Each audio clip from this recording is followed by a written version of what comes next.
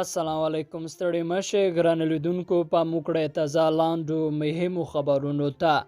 حامد کارزای وای د بثباتۍ لپاره د پردیو حادثه هم روان دي د افغانستان د بثباته کولو لپاره لوم د پردیو داسې روان دي غونی ولسمشر حامد کارزای د افغانستان باندې د سیمې د هیوادونو په جوړ شوی انلاین کانفرنس کې د خبرو پر مهال ویلي چې په ځینو ولایتونو کې وروستیو پیښو ته په کتو داسې ښکاري چې د پردیو له لوري لا هم د افغانستان د بثباته کولو دسیسه دوام لري او هڅه کوي جګړه دوام وکړي نوموړی ویلي چې افغانان له جګړو ستړي شوي او نړیواله ټولنه د فکر نه کوي چې په افغانستان کې جګړه دوی نشي زیانمنولی د خبره که نړیوال په رښتیا هم د خپل امنیت په اړه اندېښنه لري نو له افغانستان سره د رښتینې همکاري وکړي څو د ترهګرو ډلو فعالیتونه کابو کړل شي او د دوی پر وړاندې پر وخت اقدام وشي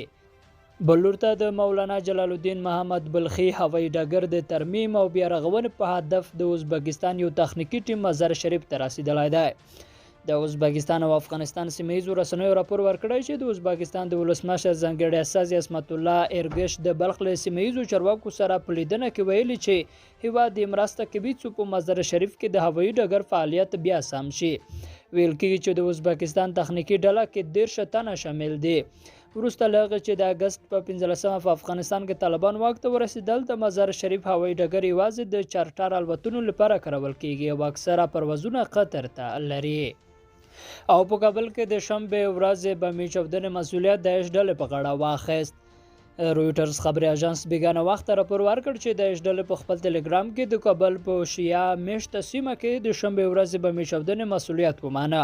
شنبه وخت د کابل په دشت برچې سیمه کې په موټر کې چاودنه وشوه او وروسته یې ور واخیست د طالبانو بیان د ذبیح الله مجاهد ویلي و چې په پیښه کې یو تن وژل شوی او 2 نور ټاپیان دي طالبانو کڅوم ادعا کړې چې د ډله د دوی په وړاندې د درېدو توان نه لري خو د په دې وروستیو کې ګڼ خونړي بریدونه کړي